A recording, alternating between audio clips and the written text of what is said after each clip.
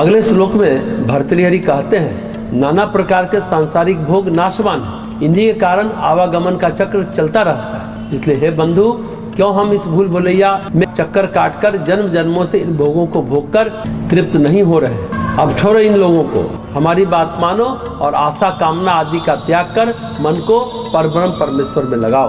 भर्तृहरि कहते हैं, हे मनुष्य, इस संसार के क्षणिक सुख वाले भोग ही तो जन्म मरण के कारण है। ऐसी बात को जानते हुए किसके लिए भ्रमण कर रहे हैं? ऐसे क्षणिक भोग का व्यापार व्यर्थ है। सैकड़ों प्रकार के आशा रूपी पाश को तोड़कर निर्मल शुद्ध होकर काम नाशक भगवान शंकर में श्रद्धा पूर्वक अपने मन को लगाओ। इधर उधर भटकने से काम नहीं चलने वाला। मन ही भटकता है, मन ही संसार है, और क्या। और सबसे बड़ी बात है, इस जन्म में जिन भोगों को भोग रहे हैं, पिछले जन्म में भी इन्हें भोगा था और अगले जन्म में भी भोगेंगे। क्या हमारा मनुष्य जन्म लेने का यही उद्देश्य है? सैकड़ों जन्मों के उपरांत भी हमारी आत्मा तृप्त नहीं होगी, तृष्णा नहीं मिटेगी।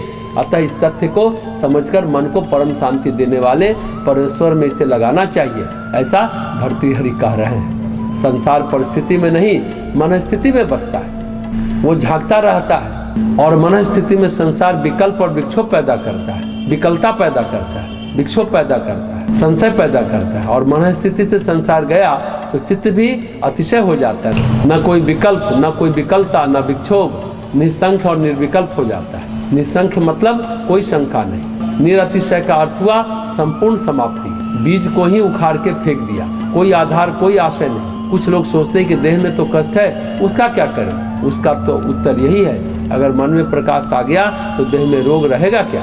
नहीं रहेगा। अगर चित्त में प्रकाश है तो शरीर में अंधकार कैसे आ पाएगा? नहीं आ पाएगा। मन स्वच्छ होगा तो तन अस्वस्थ कैसे हो जाएगा? बीमारी क्या है? तन की अस्वस्थता।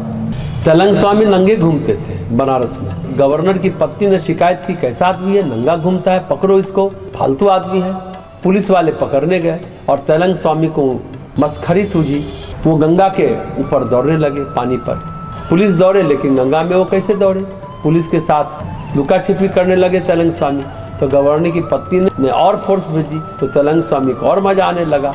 कभी वो अंतर्ध्यान हो जाए तो कभी प्रकट हो जाए, कभी दृश्य हो जाए, कभी अदृश्य हो जाए। और गंगा में ये लुका छिपी चल रही है और पूरा बनारस देख रहा है। बनारस के लोगों ने कहा कि यह महात्मा है, यह बहुत पहुँचे हुए महात्मा है, इनके साथ क्यों आप कोशिश कर रहे हैं पकड़ने का? तो पुलिस बोली कि मैं क्या करूं, गवर्नर की बीवी हमें परेशान कर रही है कि पकड़ कर लाओ। गवर्नर की बीवी आई थी बनारस लखनऊ से, फिर कलेक्टर और एसपी पहुंचा, लेकिन वह लोग अंग्रेज थे, वो जानते थे कि तेलंग स्वामी महात्मा है। महाराज, हम लोग की नौकरी जाएगी। तेलंग स्वामी तो मस्त हैं, वो सोच रहे हैं कि हम खेल कर रहे हैं। जब पुलिस वाले, कलेक्टर, एसपी परेशान हो गए, हाथ जोड़कर खड़े हो गए कि हम तो आपको नहीं पकड़ पाएंगे, लेकिन मेरी नौकरी जरूर चली जाएगी। तब वो बोले कि ठीक है, चलो पकड़ लो। करुणावश उन्होंने ऐसा काम किया। उनको तो कोई पकड़ नहीं सकता था। वह तो पंचीकरण विद्या में माहिर थे। पानी में पानी बनकर रह जाते थे, धरती में मिट्टी बनकर रह जाते थे, जो वो पकड़ में आते।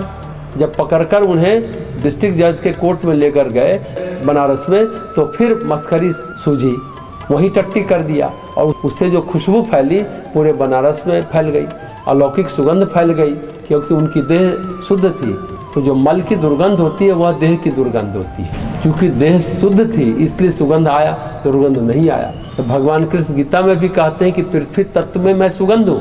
पृथ्वी तत्व अगर ओरिजिनल रूप में रहे तो सुगंधित ही रहेगा। महात्मा बुद्ध भी जहाँ बैठते थे उनकी कुटी को सुगंध कुटी कहते थे। वहाँ कमल की सुगंध आती थी, 2-4 किलोमीटर तक सुगंध फैली रहती थी। अब जज भी घबराया तेलंग स्वामी के टट्टी के सुगंध को सूंघकर। जज गवर्नर की बीवी को समझाया, बोला कि हमसे इतना अत्याचार मत कराओ, लेकिन गवर्नर की पत्नी नहीं मानी, बोली कि इस्तीफा दो।